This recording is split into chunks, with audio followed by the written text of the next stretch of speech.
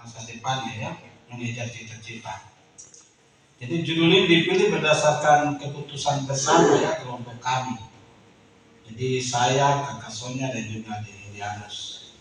Tentunya judul ini ditentukan setelah kami melakukan ya riset liputan ya berupa pengamatan, wawancara dan juga dokumentasi di lapangan. Ya, kami melihat bahwa kondisi para siswa yang kebanyakan berasal dari beberapa kampung terjauh dan kampung terdekat, mereka rela ke pusat distrik di kampung Muaf itu untuk menempuh pendidikan SMP di sana. Jadi guna mengejar cita-cita ya. Perjuangan dan semangat para siswa SMP inilah yang kami kisahkan dalam riset liputan kami di kampung tersebut. Apa latar belakang masalah yang diangkat oleh kami ini? Jadi ada beberapa hal yang kami lihat juga. Yang pertama itu jarak perjalanan mereka dari kampung asalnya ke kampung di mana SMP itu berada. Jadi kalau jalan kaki ya bisa ada sampai 4 jam, 5 jam, ada yang 2 jam, 1 jam gitu. Tapi kebanyakan juga mereka gunakan kendaraan ya, bisa 1 sampai 2 jam perjalanan. Lalu yang kedua itu tempat tinggal mereka ya, pertama yang masih serba kekurangan. Lalu yang ketiga makan dan minum yang terbatas ya, meskipun para pembina di asrama harus bekerja untuk menyiapkannya.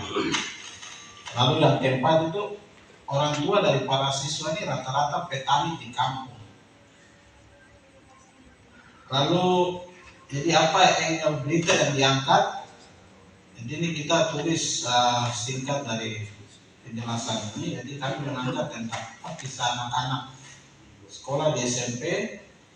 Jadi mereka rela tinggalkan mereka punya kampung dan juga orang tuanya untuk bersekolah di pusat distrik.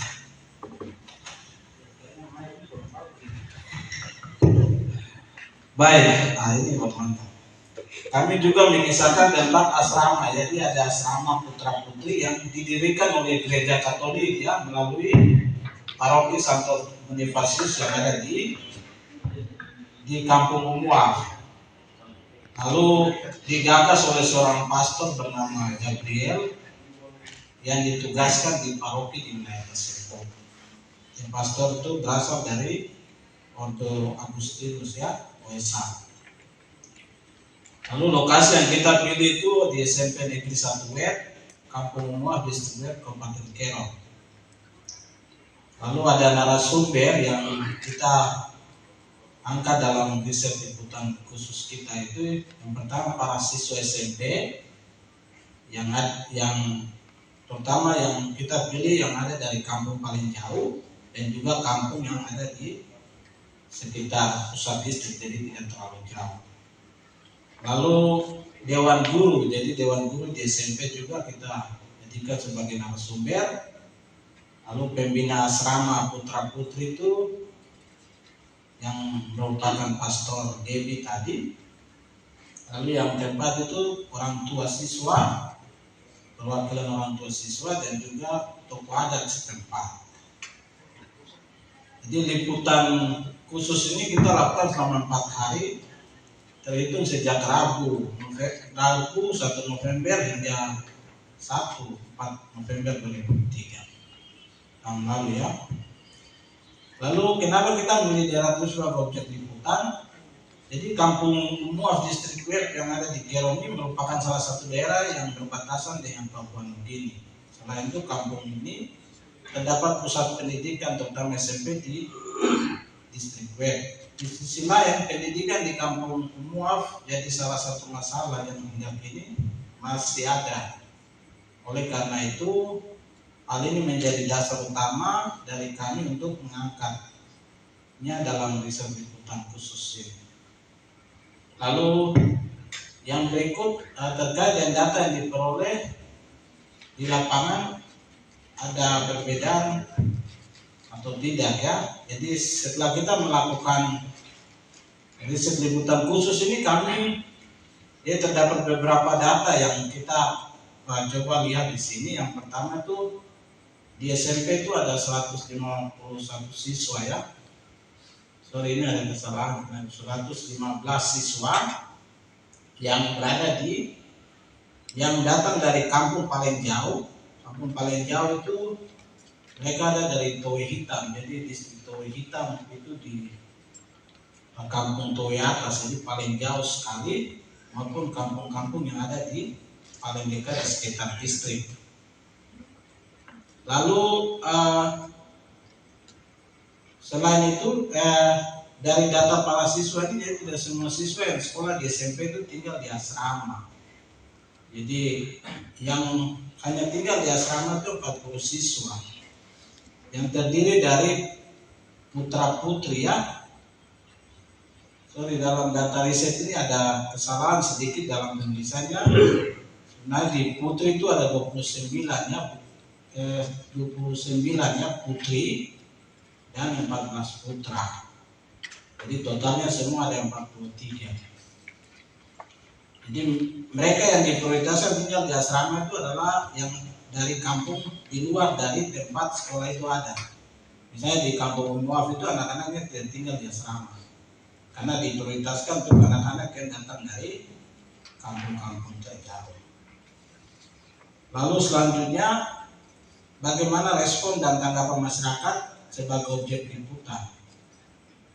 Jadi terkait dengan objek liputan, ditemukan bahwa Otsus itu belum menyentuh ya seluruh orang asli Papua, terutama di daerah wet maupun di daerah Towe Hitam tadi. Karena anak-anak dari Towe Hitam itu datang sekolah di distrik wet tadi. Jadi terutama pendidikan bagi anak-anak pedalaman ya di dua daerah ini, khususnya anak-anak di SMP Negeri 1 Wet yang tinggal di asrama putra putri, belum mendapatkan sentuhan ekonomi khusus ya. Lalu tanggapan kelompok terhadap program Turun Kampung ini. Jadi bagi kami program jurnalis Turun Kampung merupakan sebuah inovasi ya bagi jurnalis untuk bekerja sama dalam menghasilkan liputan yang berkualitas dan berbobot serta memberikan dampak terhadap kehidupan masyarakat yang ada di Papua, terutama terkait dengan kebijakan otonomi khusus. Melalui program ini juga kami belajar tentang riset liputan dalam dan saling berbagi pengalaman sebagai sesama jurnalis selama liputan di lapangan.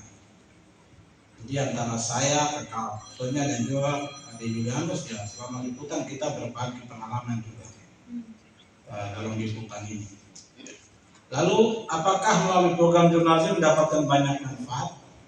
Bagi kami program jurnalis Turun Kampung dengan metode riset liputan khusus atau mendalam ini sebagai sangat memberikan manfaat, terutama bagi para jurnalis yang baru belajar menulis atau melakukan liputan mendalam di lapangan. Tak hanya itu, para jurnalis juga bisa berinteraksi langsung dengan masyarakat di kampung-kampung dan mengetahui masalah yang mereka alami selama ini. Seperti kami sendiri bisa mengetahui langsung persoalan dan permasalahan pendidikan yang selama ini terjadi di Kampung Muaf, Distrik Wet, Kabupaten Riau. Apa saran dan masukan yang membangun yang kita berikan untuk kegiatan Kitong Kawal Otsus? Jadi kami menyarankan agar ke depan program jurnalis Turun Kampung ini bisa dilanjutkan lagi, tentunya dengan melakukan pemetaan terlebih dahulu terkait dengan kampung-kampung yang akan menjadi riset liputan para jurnalis. Sehingga setiap kelompok yang dibentuk bisa mengetahui lokasinya. Selain itu, liputannya bisa dilakukan dengan berbagai topik yang ada di dalam misalnya 1 atau 2 kampung tersebut. Misalnya kita bisa dalam satu kampung itu bisa liput tentang pendidikan, ekonomi, kesehatan, infrastruktur gitu. Jadi kita bisa lakukan hanya dengan misalnya pemetaan tempatnya cuma 1 atau 2 atau 3 kampung. Jadi para jurnalis tidak hanya satu kelompok, satu kampung, tapi satu kampung bisa 3 kelompok jurnalis ada di situ dengan topik liputan yang beda-beda. Jadi kita liput kesehatan, pendidikan, ekonomi yang berbeda-beda tapi dalam satu kampung. Jadi berbobot sekali liputan kita. Saya pikir itu yang dapat kami sampaikan dalam liputan kami kelompok 1.